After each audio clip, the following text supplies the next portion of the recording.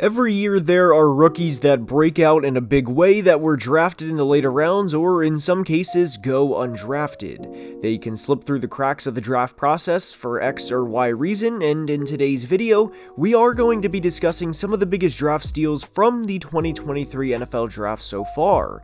Just because a player isn't selected on night 1 or even night 2 of the NFL draft does not mean they are destined to be a career backup and that any chance they have for a successful NFL career is out the window. They just may have to work a little harder to get an opportunity in training camp and ultimately the preseason. But the players in today's video are looking like they will be a starter for the team that drafted them for the next few years and are already paying massive dividends to the franchise that selected them. And if a draft steal from your favorite team is not in today's video, that does not mean they weren't a great pick, and we will even go over a few other draft steals at the end. And with that preface out of the way, let's begin.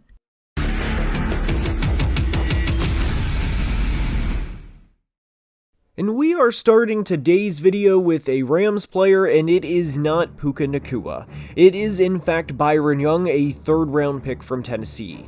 The Rams entered the 2023 season looking to rebuild as they had 14 draft picks in the 2023 draft and have been notorious for being a star-filled team over the past, well, really close to a decade now. And Byron was their second of 14 picks, with offensive lineman Steve Avila being the first, and through 7 games, Byron has been a great player for the Rams.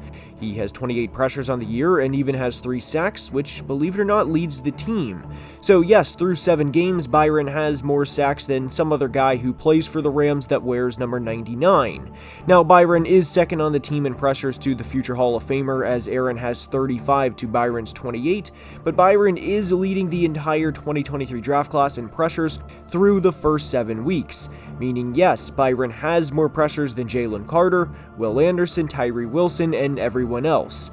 Now, it would be misleading to say Byron has been the best pass rusher from this class just because he has the most pressures, as he is credited with 29 more pass rushing snaps than Anderson and 48 more pass rushing snaps than Jalen Carter, but the point of Byron being a draft steal stands, and this is extremely encouraging for the Rams because Byron was an older prospect as it was, and there was already some risk there given he is a 25-year-old rookie. So his career path will not be like other players and other young pass rushers, where it's okay to have a developmental season or two and to really come into his own in year 3.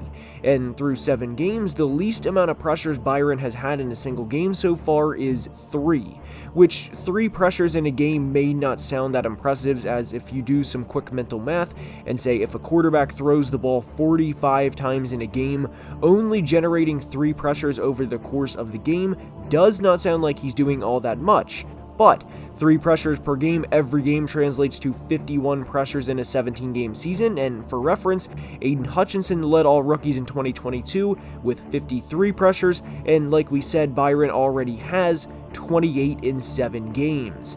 Just speaking out loud, that 4 per game pace is insane, especially for a rookie, and I would be surprised if Byron finishes the year with 68 total pressures, which is 17 times 4.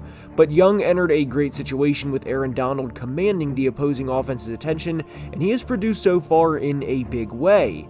When a young player is performing and is kind of underrated like Byron is now, I like to compare them to stars and show just how good they are playing relative to how little they are discussed.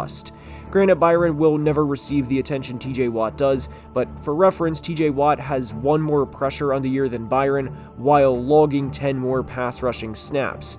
Now, obviously that's not factoring in double team rates or chips or hell even triple teams sometimes in TJ's case, but the point is, Byron Young is quietly top 16 in pressures and has been a draft steal through the first 7 weeks. While he only has 3 sacks on the year, and while Aaron Donald only has 2.5, I do believe these sacks will come for both players, and the thing to remember with Byron specifically is he's been consistent. This isn't a 1 or 2 game outlier. 3 pressures per game every game hasn't happened by accident, and the third rounder from Tennessee is already paying dividends for the Los Angeles Rams. We're flying all the way across the country to go to Miami to discuss the next player, and a guy who was selected just 7 spots after Byron, and it's Dolphins running back Devon Achane. Devon was a running back prospect I really like this past draft coming out of Texas A&M, and while he will be known for his big play ability and the breakaway runs, that's not all he is. and even though he is hurt at the moment, I am comfortable placing him in today's video as one of the biggest steals from the 2023 draft. He's only played in 4 games so far, and really only 3 for that matter, as he had a single carry in the Patriots game for 5 yards, but has already amassed over 450 yards rushing, and not 3, not 4, but 5 rushing touchdowns on the other 37 carries. He is a home run threat every time he touches the football, and with teammate Raheem Mostert already being 31 years old, I really think Devon will continue to break out down the stretch of the 2023 season.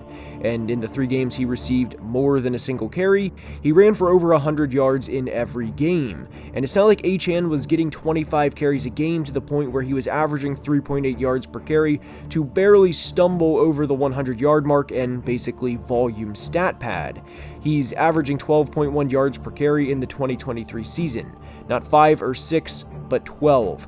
Now, it doesn't take a rocket scientist to figure out this won't last for his entire career, but in the sense of going to a friendly situation or maximizing what a player can do with the team around him, I think Devon went to the best situation he could have. And I don't just mean this because Tyreek and Jalen Waddle are there to kind of take away from the defense's game planning around him. I mean this in the sense of having Mike McDaniel as the team's head coach, and a guy who spent over a decade with 49ers head coach Kyle Shanahan.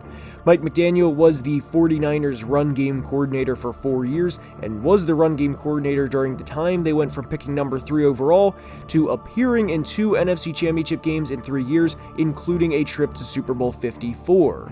San Francisco, of course, would play in the 2022 NFC Championship game, but by that time Mike was the head coach of the Dolphins. All of this to say, McDaniel handpicked Achane. He knew what type of skill set he has, and he knew how having him on his offense could be a problem for not just a team or two in the division, but for everybody across the league.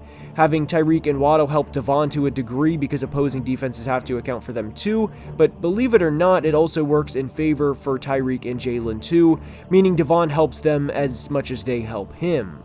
I don't want to get into projecting a guy's career 3 great games in, and especially at a position that's notorious for having a shorter shelf life than other positions, but I love the thought of what the Dolphins' offense could be when fully maximized over the course of the next few years. And there is still a real chance Achane rushes for over 1,000 yards as a rookie, despite missing 5+ games. And he already has 7 touchdowns in 3 games played, so there is a good chance Devon has 1,000 rushing yards and 10 total touchdowns as a 3rd-round rookie. And he is without a doubt one of the biggest draft steals in 2023. Next up may be a surprising player, but it is Dawand Jones of the Cleveland Browns. Dawand has taken over at right tackle since Jack Conklin went down for the year with a season-ending injury and has more than held his own. In 237 pass-blocking snaps, he has allowed a singular sack and has allowed just 10 pressures, with 5 coming in 1 game alone, which was against the Steelers and a pretty good pass rusher by the name of TJ Watt. Jones was a 4th-round pick out of Ohio State, and the first thing you notice about him on tape is, well, he is humongous. There are simply not a lot of human beings as big as Dawand Jones is, and he's listed at 6'8", 375 pounds, and I was a pretty big fan of Jones in the draft process. I tweeted in March that the closer we get to the draft, the more I think Jones should be a 1st-round pick. Obviously, he was not a 1st-round pick and fell to the 4th round, and the player that was also in the same tweet in Steelers tight end Darnell Washington fell to the late 3rd round. But both Washington and Jones have something you can't teach, and that's size. And naturally, Jones will lose some reps to speed rushers, as the guy who is getting after the quarterback at 6'3", 250 pounds is over 100 pounds lighter than Jones and can dip around the edge. That's going to happen. But an underrated part of Jones' game is his acceleration off the line and how he shuts guys down from getting around the edge. They can try and try and try, but a lot of the time against him, the edge is never there. Yes, he's going to lose some reps here and there as he's not 100%, nobody is for that matter, but for him to show this much flash at 22 years old is nothing short of exciting for the Browns' future, because there is a very real possibility they got a long-time starter on a day 3 pick. If Dawand can stay healthy, I love the idea of him being the Browns' starting right tackle for a long time.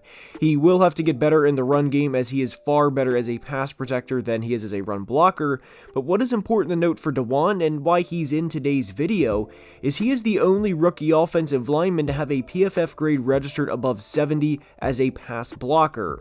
Peter Skoronski hasn't played that good, and neither has Paris Johnson Jr., and Skoronski also hasn't played a full season so far, but even when he has not been as good of a pass protector as Dawand, and Paris has allowed 17 pressures on 280 pass blocking snaps compared to 10 on 237 for Jones.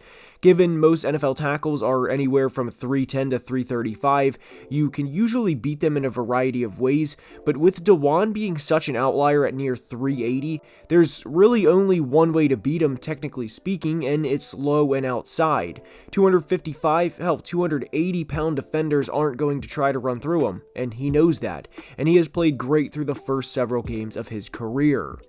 Back to Los Angeles to discuss Puka Nacua, and it's no surprise he made today's video as he has over 750 yards receiving in the first 7 games of his NFL career and is currently 3rd in the NFL in receiving yards behind only Tyreek Hill and Arthur Juan Brown. And all he did through the first 2 weeks of the year was have 25 receptions for 266 receiving yards and set a rookie record for having 15 receptions in 1 game.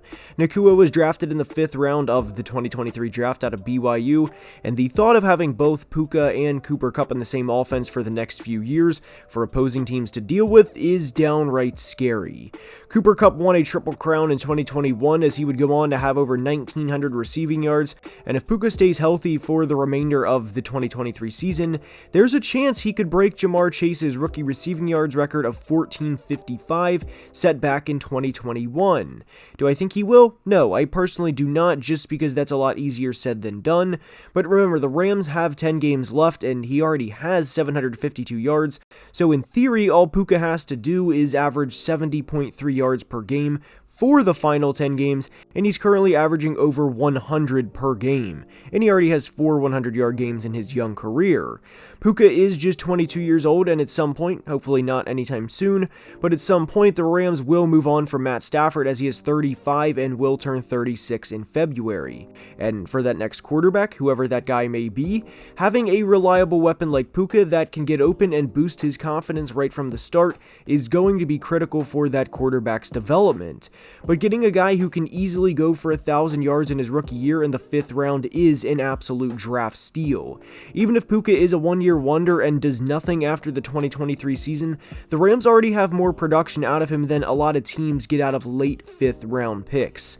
Having a 17th game obviously helps players accumulate more statistics, but there's a very real chance the Rams drafted a 4 or 5-time 1,000-yard receiver. As of now, he is the biggest steal in the 2023 NFL draft. Josh Downs of the Colts has been playing good football too, and I like Downs a lot coming out of North Carolina, and I was shocked he fell all the way to the 3rd round. He most recently had his first career 100-yard game and is now up to 400 yards on the year along with 2 receiving touchdowns. And given he has 400 receiving yards in 7 games, I think he'll finish with around 850 yards as a 3rd round rookie, which will prove to be a good selection for the Colts. And what's particularly good about the Downs pick is he'll get to grow with Anthony Richardson as their careers progress. And when Anthony comes back healthy next year, I cannot wait to see how this duo plays. Let me know who you think is a draft steal in the comments, as that's all I have for today. I hope you enjoyed, and if you did, please like and subscribe, as only about 25% of people watching are subscribed, and it helps in a big way. Until next time, please be safe and have a great day. Love you guys.